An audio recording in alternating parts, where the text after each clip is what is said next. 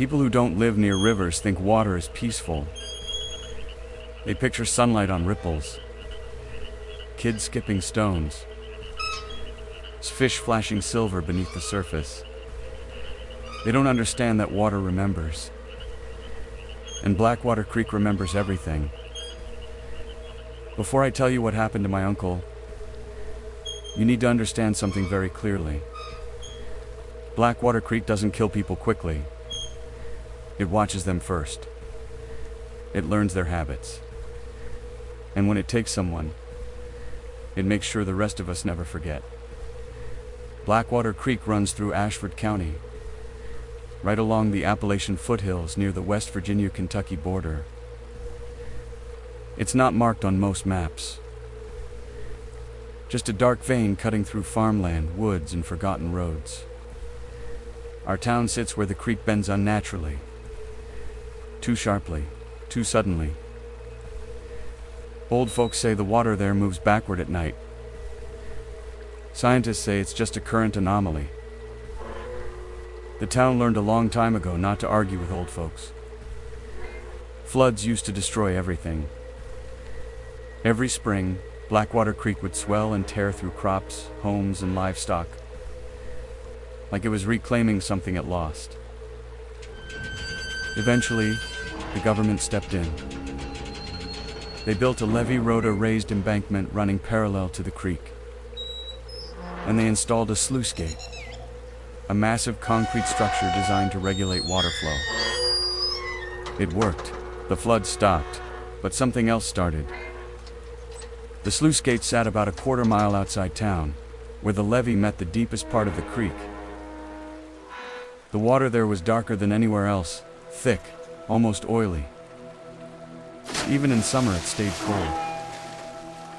Locals fished there during the day. Kids swam off the concrete ledge when the heat got unbearable. It became a gathering place. Until it didn't. Fish started disappearing from nets. At first, people blamed thieves, then raccoons, then otters. No one wanted to say what they were really thinking, because fish weren't just missing. They were being eaten on the spot. Heads gone, bodies half chewed. Nets torn from the inside like something had panicked while trapped. And it only happened overnight. One afternoon, 3 teenage boys from a nearby town came to swim at the gate. All strong swimmers. One of them was on the school swim team. They climbed the concrete wall and jumped. 2 surfaced. The third didn't. They waited, joked, threw rocks. Minutes passed. When they dove down to look, they found him tangled in weeds near the gate. Lungs full of water, eyes open, expression frozen like he'd seen something coming straight at him. The town called it a drowning. 9 days later, 2 more bodies surfaced near the same spot. Different town, same water. That's when the warning signs went up. No swimming. Dangerous currents. Keep out. For over a year, no one went near the sluice gate after sunset. And nothing happened. That was the mistake. My uncle Sheldon lived his whole life in Ashford County. He fished that creek since he was a kid.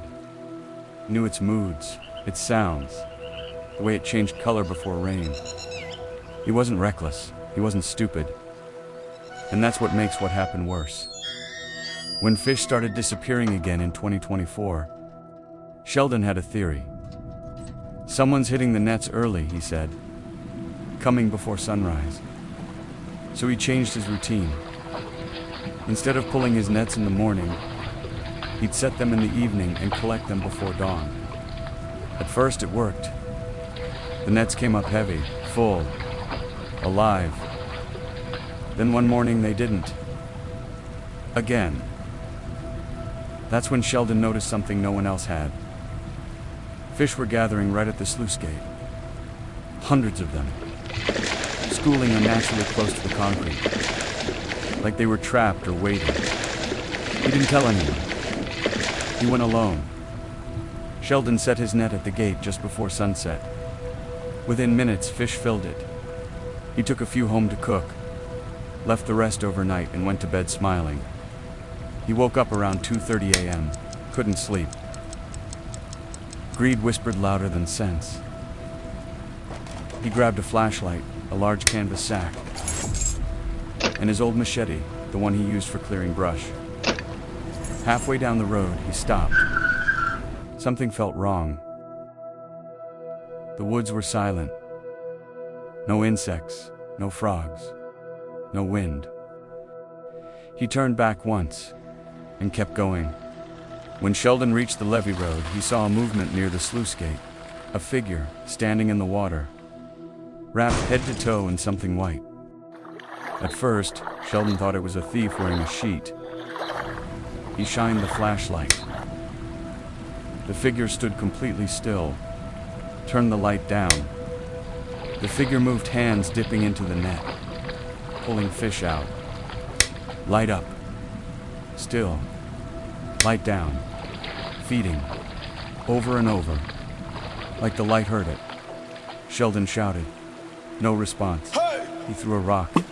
It turned. What looked back at him wasn't a face. It was burned. Melted. Like wax left too close to fire. No lips. No nose. Just teeth and black pits where eyes should be. Sheldon ran. He didn't hear footsteps. He felt them. Something grabbed his ankle. He fell. Warm liquid soaked his pants as fear took over. In a blind panic, he did the only thing he could think of. An old Appalachian superstition he barely remembered. He threw his own urine behind him. The grip vanished. He ran again. Then he heard crying. A man's voice, begging, right behind him. When the hand grabbed his arm, Sheldon froze. The thing holding him was charred, cracked, peeling.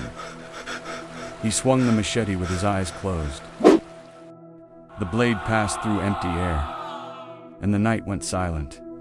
Sheldon reached his house before sunrise. His wife said he looked gray, like blood had drained out of him permanently.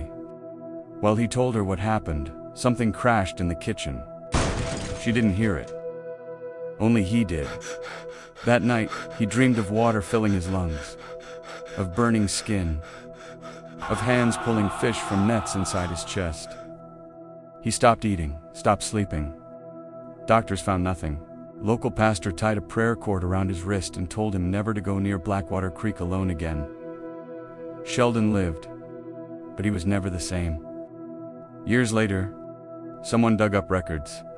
During construction of the sluice gate, a worker fell into the machinery.